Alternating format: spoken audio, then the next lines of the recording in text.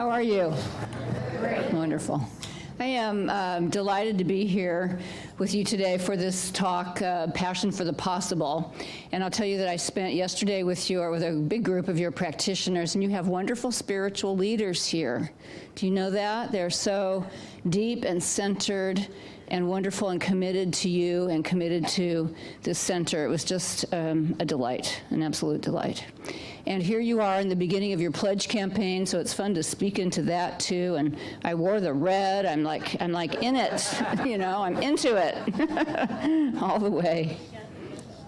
Got the memo, I sure did, and accepted it.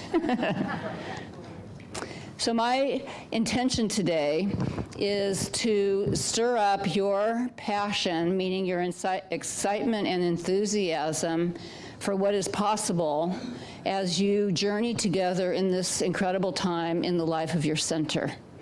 And it is an important time in the life of your center, and it is a perfect time to move forward together and to bring forth newness throughout your entire community, but also in the form of a new minister. And of course, it's the perfect time because it's the time that you're in. So that's how it goes, right? You're here, so you may as well call it perfect. And I know that some of you have been through this before, and so I want to encourage you to let go of the past and meet this present moment and this time in the life of your center openly and willingly, and to know that it doesn't have to be how it was, and it could be completely wonderful. And that's what I accept for you.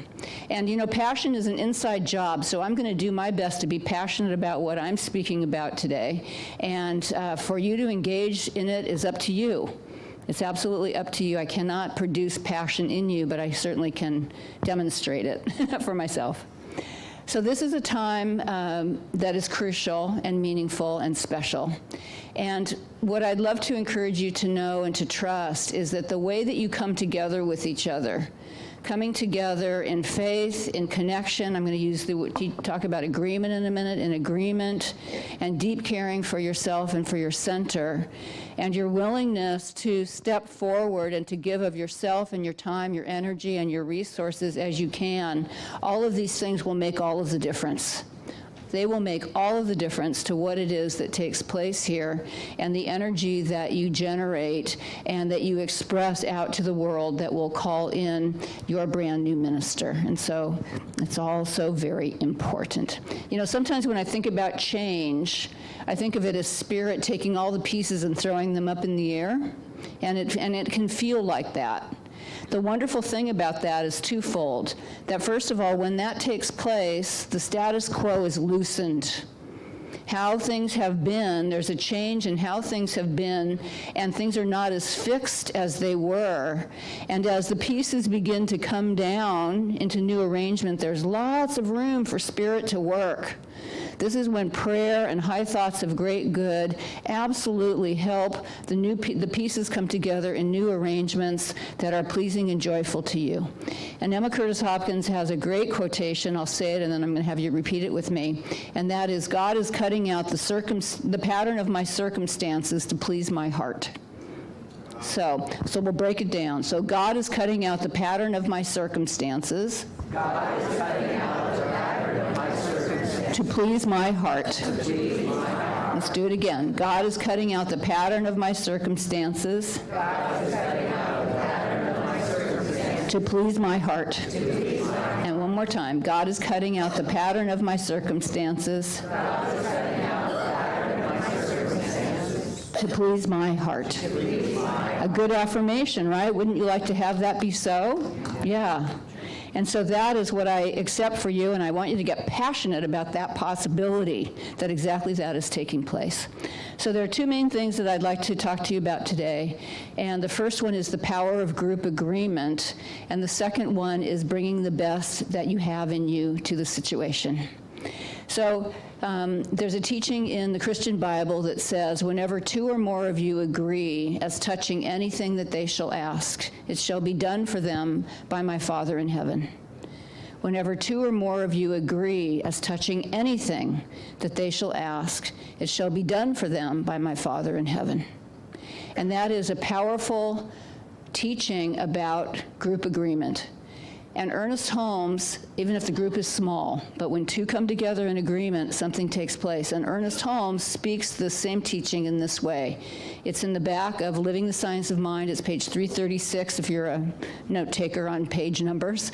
And it's called Group Treatment. And I encourage you to look at it if you have that book. And he says, when a group of people come together with one accord and one thought, a greater power is generated.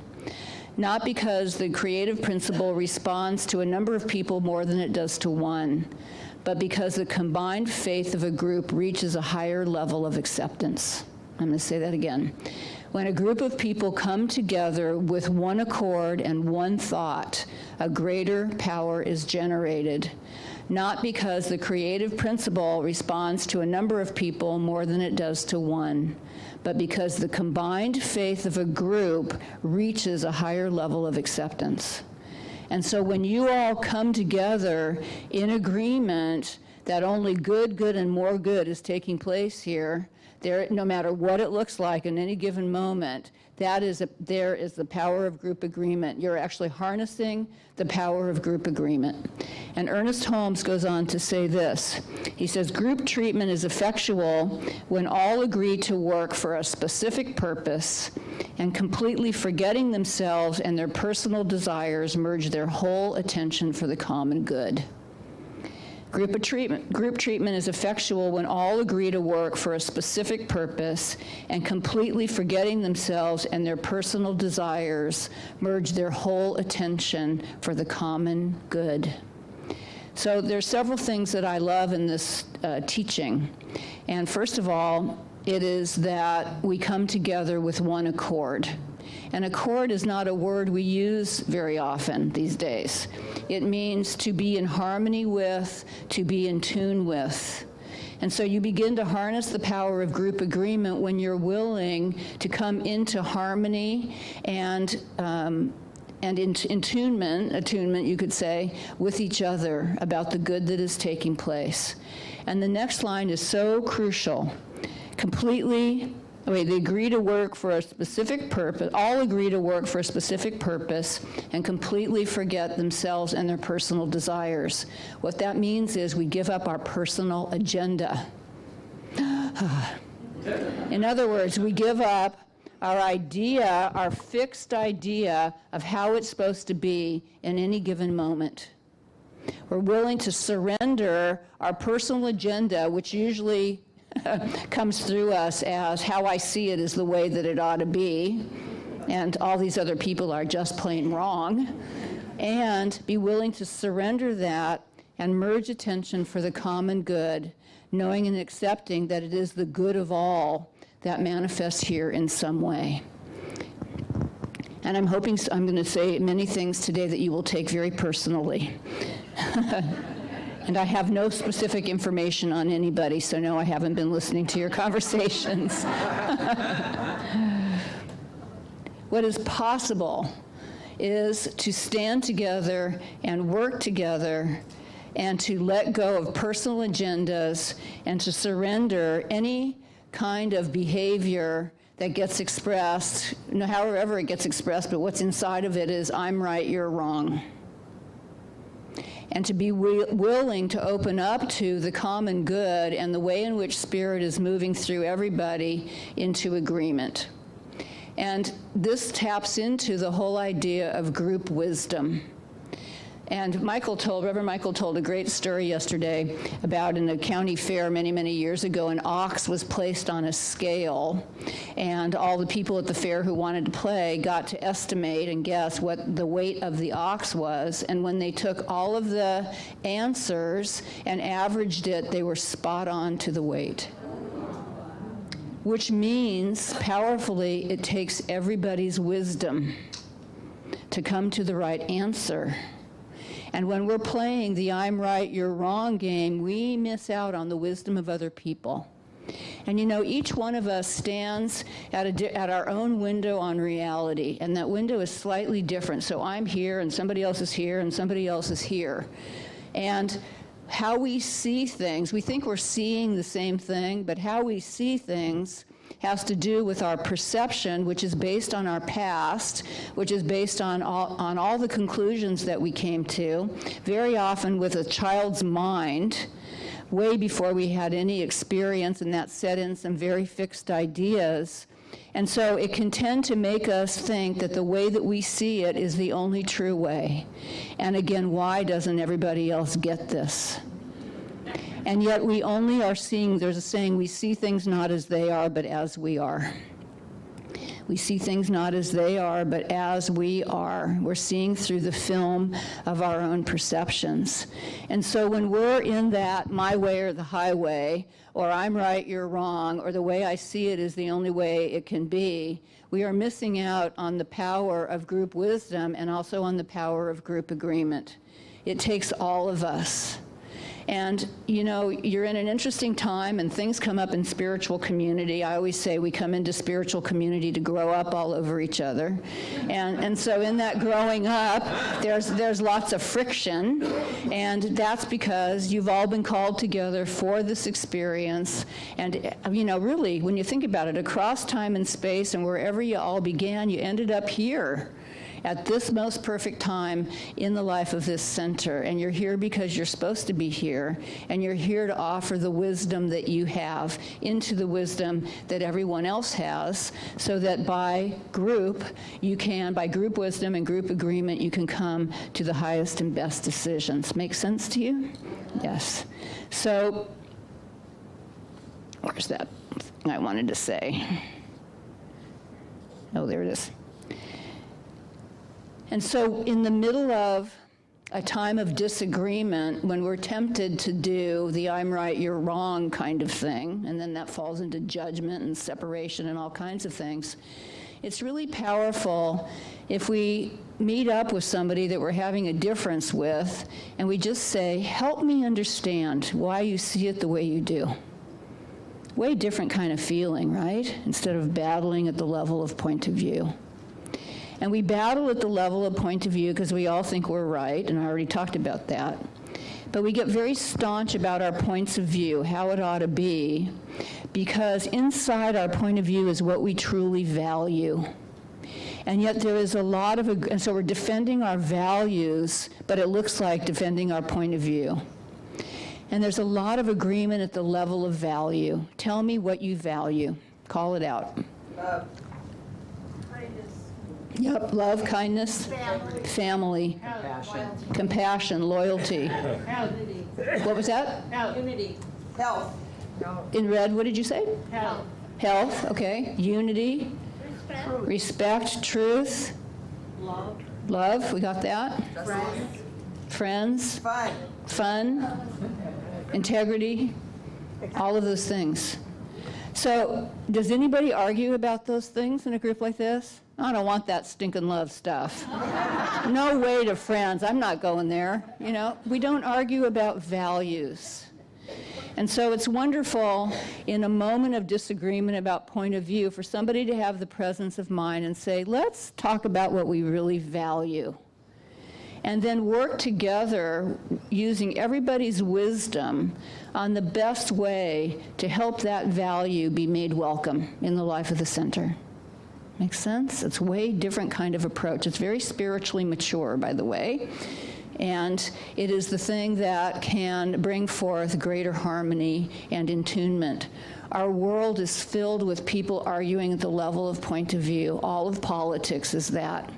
Things that are going on between countries. It's hugely divisive and not very much fun. Have you noticed? And yet there are probably way underneath all of it, I don't know if I can go there, some basic human values that we all care about, and that's the place of unity. That's the place that we can come together. So in focusing on values, we're focusing on principle rather than personality. Principle rather than personality, and it's about making welcome the highest possibility for this center, not having it your own way.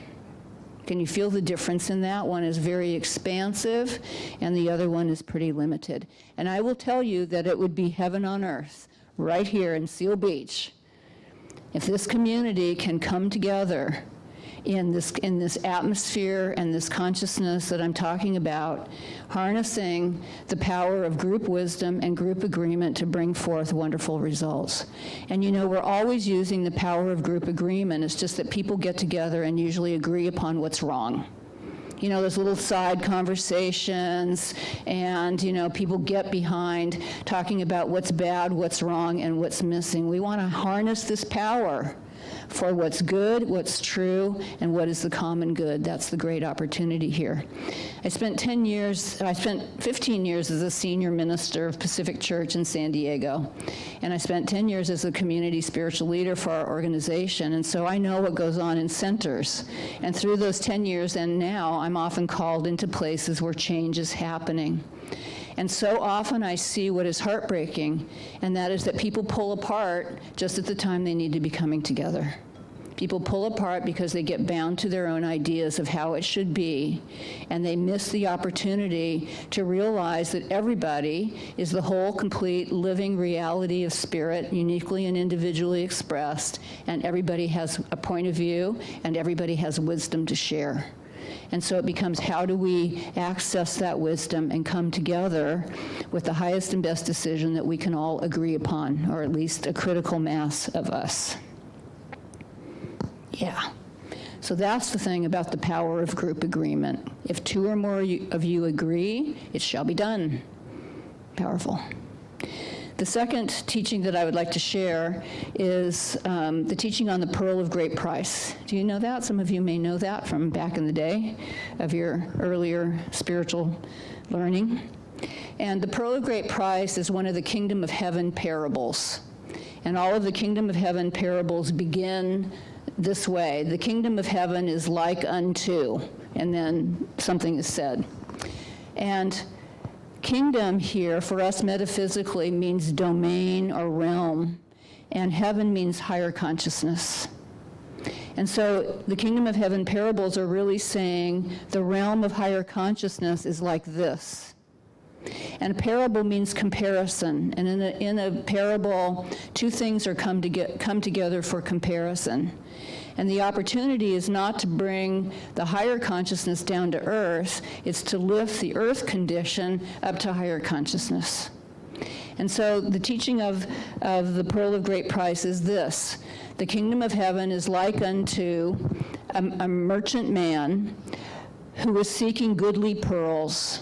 And when he found a pearl of great price, I want to get this right, when he found a pearl of great price, when he had found one pearl of great price, he went and sold all he had and bought it. So I'll say it again. The kingdom of heaven is like unto a merchant man seeking goodly pearls, who when he had found one pearl of great price, sold all that he had and bought it. And so there are two main lessons in this teaching. The first one is about discernment, about value and discernment. It's about being able to see the difference between the false and the true, the difference between the valuable and the lesser, the thing of lesser value, the thing that is helpful and that which isn't, the things that are helpful and those which aren't, the things that are good for us and what isn't good for us. It's that kind of discernment so that we see the difference between things. And so we end up knowing what is truly treasure and what is not. That's the first lesson. Are we discerning the true from the false and the good from the not so good? The second lesson is about exchange. It is about giving up the lesser for the greater. In the parable, the man sells all the lesser things that he had in order to buy this one pearl of great price, because he had the discernment to see the value of it.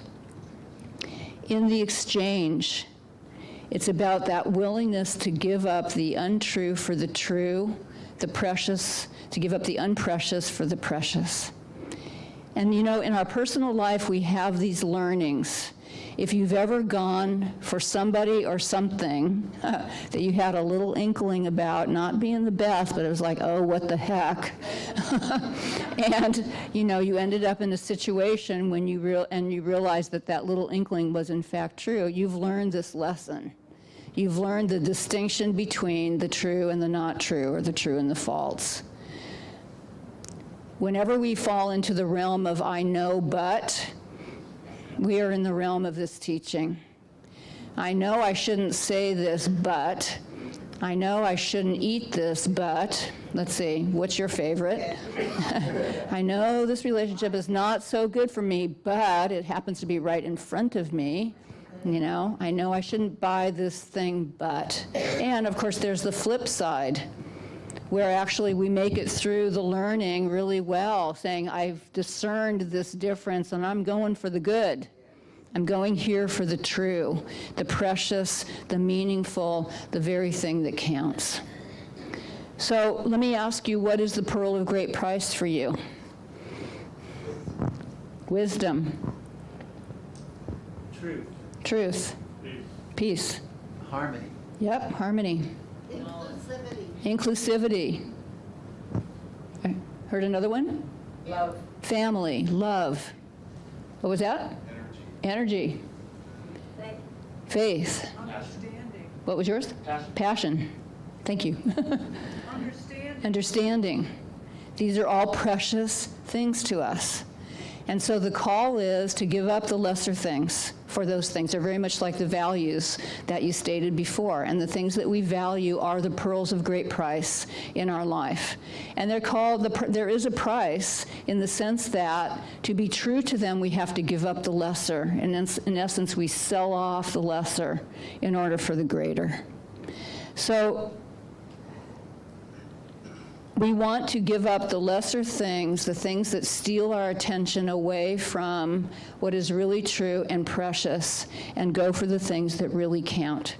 Now, there's a Buddhist writer whose name is escaping me, who has written in a book, he says, there's no pearl without the grit. There's no pearl without the grit. The way a pearl is made is a little bit of grit gets into the oyster shell, and the oyster begins to make the pearl as the way to deal with the grit. The oyster doesn't say, I don't think the oyster says, this is a really bad piece of grit, I'm going to just make it wrong. The oyster just gets busy making a pearl out of it. It's kind of a variation of making lemonade out of lemons. So we begin to make a pearl. So you have some grit going on right now, and the grit is that you need a new minister. And so there are various things that go on, and there may be other grains of grit around that I don't know about. I'll let you determine what those are. But the opportunity here is to make a pearl out of it all. So here are the ways that the pearl is made. Every time you go for higher consciousness and greater truth, instead of lesser consciousness and something untrue, you lay down a layer of the pearl in your own being. Every time you could fall into fear, but you don't, you stay in love, you lay down a layer of the pearl. Every time you're tempted to separate and divide and judge, separate from somebody through division and judgment, but you don't. You remember the truth of oneness and love, and you practice seeing that oneness. You lay down a layer of the pearl. The Course in Miracles talks about offering the lilies of forgiveness instead of the crown of thorns. The crown of thorns is a symbol of crucifixion.